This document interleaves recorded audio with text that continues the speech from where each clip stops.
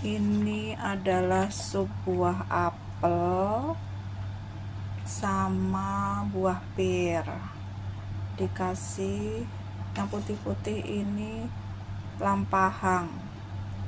Lampahang itu kayak almond gitu deh kalau nggak salah. Ini tuh kurma kering, terus tak kasih gula batu sedikit.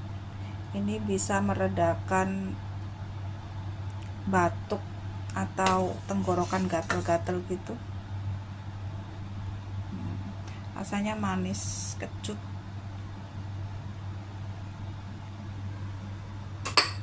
Tuh yang lagi batuk pilek bisa dicoba deh sup ini. Mudah buatnya, murah harganya. Selamat mencoba.